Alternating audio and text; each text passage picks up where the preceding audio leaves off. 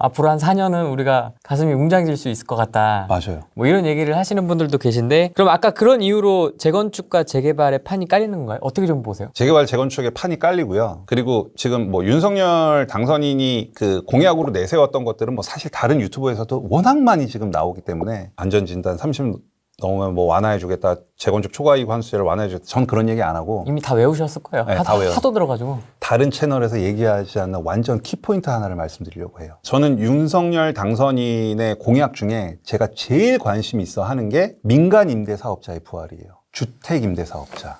주임사. 네. 부활. 부활. 왜냐하면 저는 제가 갖고 있는 정비사업지의 물건들, 서울에 투자해 놓은 것들은 저는 다 주임사로 묶었거든요. 그러다 보니까 종부세도 안 냈고, 그다음에 거주주택 비과세도 그대로 살아있단 말이죠. 주임사로 다 묶어버렸으니까. 네. 근데 그때 김현미 장관이 이제 취임하고 민간 임대 사업자, 주택 임대 사업자를 굉장히 밀었단 말이에요. 근데 그때 당시에 주택임대사업자를 많이들도 가입하셨지만 그 주택임대사업자를 하지 않는 분들은 왜 안 했냐면 결과적으로는 전세를 5%밖에 올릴 수 없다라는 게 굉장히 큰 허들로 작용했었어요. 왜냐하면 전세를 계속 올려줘야 내 자금이 회수가 되고 그걸로 이제 재투자를 해 나가는 거니까. 근데 재개발은 어차피 주거 환경이 굉장히 열악해요. 전세를 올리는데 한계가 있어요. 그렇죠. 시장의 전세가가 막 오른다고 해서 물론 재개발에 있는 빌라도 오르긴 하지만 그 폭이 다르단 말이에요.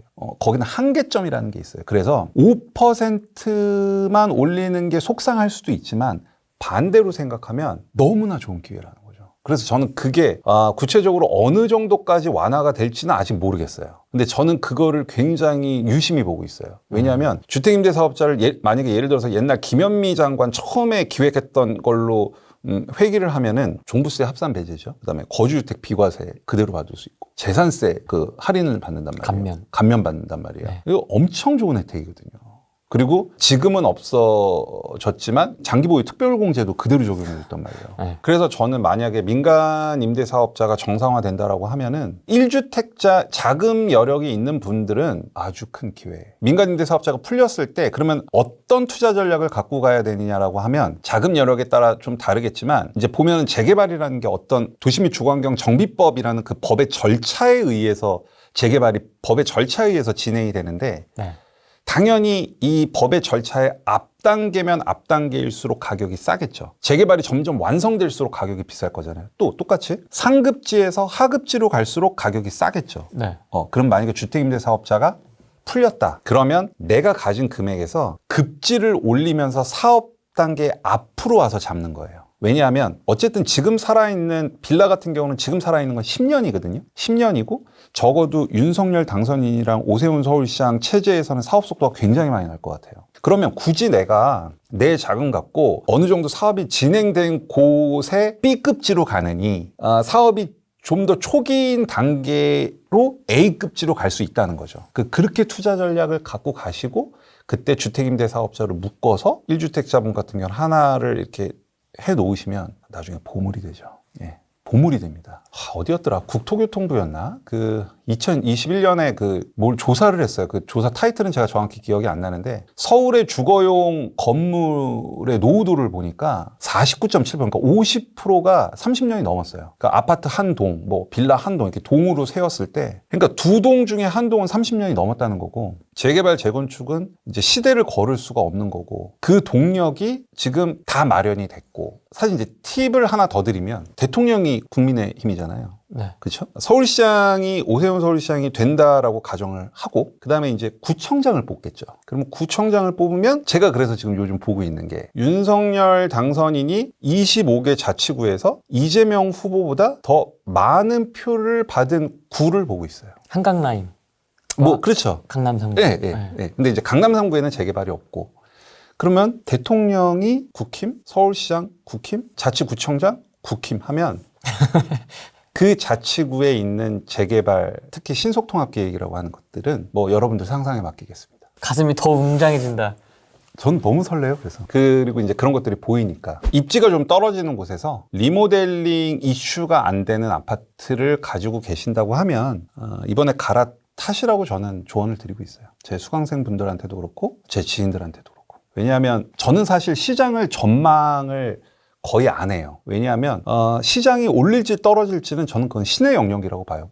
물론 저보다 더 뛰어나신 분들은 뭐 공급량도 보고 심리지수도 보고 뭐 여러 가지를 분석해서 이제 오를 거다 떨어질 거다라고 많은 전망들을 하시지만 저는 그럴 만한 능력이 안 되고, 그래서 저는 무조건 싸게 사는, 내가 얼마나 마진을 확보하고 사느냐에 항상 포커싱을 맞춰져 있고요. 그럼에도 불구하고 저한테 올해 서울 집값이 어떻게 될 거냐라고 물으신다면 저는 강보합을 예상을 하는데, 이제 강보합이라는 얘기는 그래프가 아주 얕은 우상향이라는 얘기인데, 이건 이제 평균이고, 이 그래프를 좀 더 찢어보면 이미 신축과 신축이 될 녀석들은 많이 상승할 것 같고요. 그리고 입지가 애매하고 그런 리모델링이나 재건축 이슈가 없는 곳들은 고전을 할 수도 있지 않을까.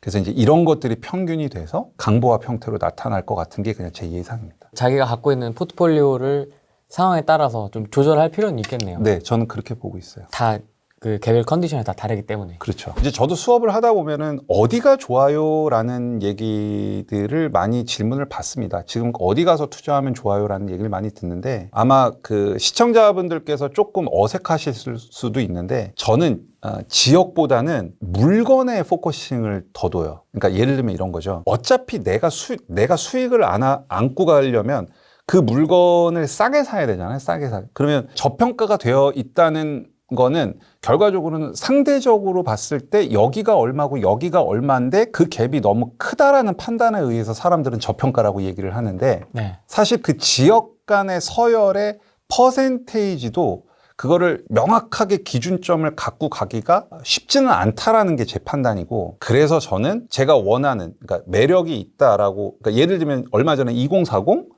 서울 도시 기본 계획이 나왔단 말이죠. 네. 그럼 거기에 이미 다 찍혀 있어요. 우리가 최종적으로 갈 곳은 한강변이고, 뭐 청량리, 저기 창동부터 청량리에서 홍릉해가지고 성수로 내려오는 그 라인에도 재개발들이 몰려 있고, 그러면 그 라인에 있는 재개발 지역을 가면 되는 거고요.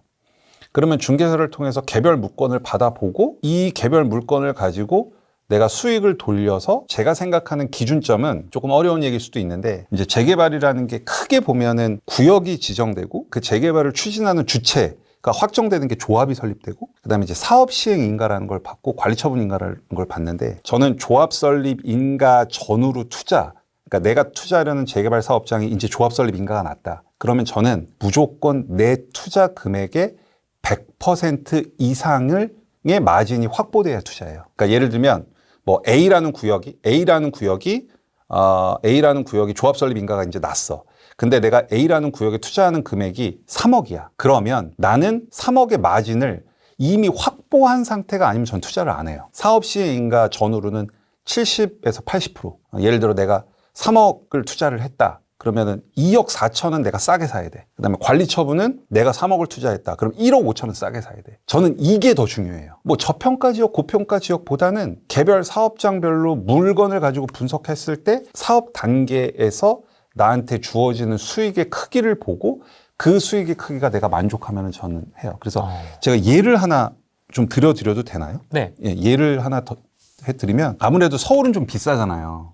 많이 비쌉니다. 네, 서울 많이 비싸서 제가 지지난주에 한번 갔다 온 곳이 어디냐면, 그 경기도 일산 쪽으로 가다 보면 원당이라는 지역이 있어요. 거기에 이제 원당 1구역이라는 재개발 사업지가 있어요. 3호선 원당역에서 역세권은 아니고요. 좀 버스로 좀 이동을 해야 되는데, 거기에 지금 전용 면적 5구, 그러니까 사업 단계는 지금 2주가 곧 시작이 돼요. 2주 공고가 났고, 지금 2주가 막 진행이 되고 있어요. 그러면 거의 사업의 끝단계까지 다 왔다는 얘기거든요. 그렇죠. 네. 2주 한 다음에 철거하고 이제 착공 들어가면 되니까. 근데 거기에 전용 면적 5구, 그러니까 25평을 신청한 매물이 2억 5천이에요. 그러면, 그러니까 저는 무주택자분인데 내가 갖고 있는 모든 자금 다 해봐야 한 2억에서 3억이야. 그러면 가만히 있으시지 말라는 거예요, 저는 이걸 사야 된다고 저는 생각을 하거든요.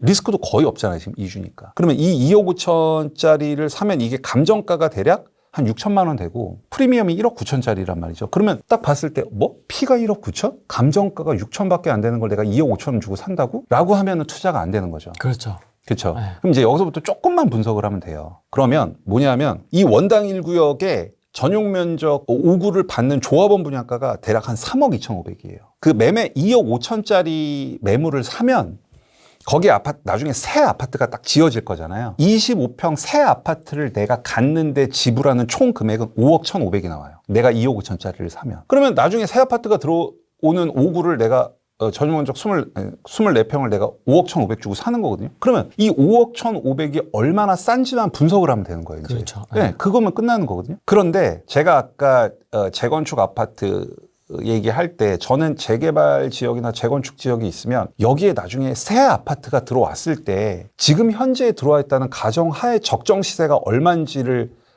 로직을 통해서 계산해낸다고 했잖아요. 네. 그렇게 해서 나온 이 적정가는 7억 6천이에요. 지금은 이주 중이지만 원당 1구역에 2,600세대의 신축 아파트가 지금 들어와 있다고 가정했을 때 24평의 적정 가격은 시뮬레이션을 돌려보면 7억 6천이 나와요. 그러면 2억 그렇죠. 몇 천이 싼 거네요. 그렇죠. 그렇죠. 그러면 정확히 얼마 싸냐면 2억 4,500이 싼 거예요. 그러면 게임이 되잖아요. 뒷단계임에도 불구하고 그렇죠. 거의 100% 그렇죠. 마진이. 저는 이제 관리 처분이라고 해서 이제 2주 바로 앞이 관리 처분인데 저는 이때 투자하는 제 원칙은 뭐냐면 내 투자 금액의 50%가 확보되면은 저는 투자를 하거든요. 근데 이 경우는 지금 거의 100%란 말이에요. 그러니까 이러면 투자를 한다고요, 저는. 저평가 뭐 이런 것보다 저는 개별 물건으로 내가 정한 마진보다 크게 나와 있으면 저는 투자를 하는 거죠. 그럼 너무너무 괜찮잖아요. 재밌는데? 네, 그렇죠.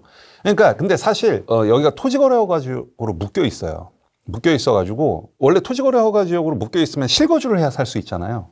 근데 여기가 이주 공고가 났잖아요. 그래서 덕양구청에서 허가를 안 해줘요. 왜? 실거주를 못 하잖아요. 지금 나가야 될 사업장에 지금 사람들 이사를 시켜야 되는 사업장에 내가 실거주해서 들어가겠습니다라고 하면은 안 받아들여주잖아요. 그렇죠. 그렇죠. 그러면 사람들이 지금 결국은 이거를 매물을 못 산단 말이에요. 그러면 저는 특히 무주택자분 같은 경우는 그런 거에 굴복하지 말라는 거예요. 자, 일단은 내가 지금 여기에 신축 아파트가 들어오는 게 7억 6천인데 내가 이걸 5억 1,500에 살 수 있다면 2억 4,500을 먹고 들어갈 수 있다면 여기 토지거래 허가 지역으로 묶여서 못 사? 아이, 그래. 역시 난 안 되나 보다. 이러지 마시라는 거예요.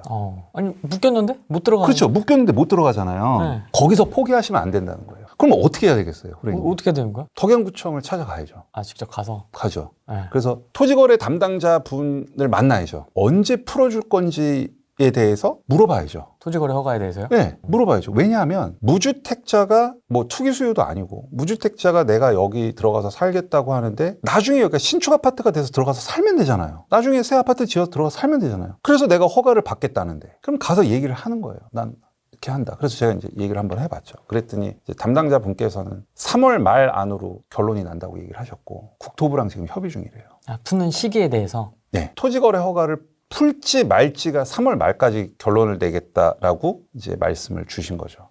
사실 비하인드가 더 많은데 더 이상 얘기하기는 좀 그렇고 뭔가 내가 매력적인 거를 뭔가 봤으면 그리고 그 매력적인 거를 내가 얻기 위해서 허들이 있다라고 하면 그 허들을 두려워하거나 허들 때문에 거기를 가는 거를 주저하지 말라고 말씀을 드리고 싶어요. 허들을 넘든지 아니면 내가 키가 작아서 그 허들을 넘을 수 없으면 허들을 치우든지 아니면 허들에 못이 박혀 있어갖고 고정돼 있으면 망치를 사다 부시든지 그렇게 해서 그 허들을 제끼고 내가 목표로 하는 골을 달성하기 위해서 가야지 앞에 허들이 있다고? 아, 역시 난 안 돼. 내 팔자 이렇게 포기하지 말라는 거를 항상 강조를 하거든요. 물건을 내놓은 사람도 팔 수가 안 팔리는 상황인 거네요.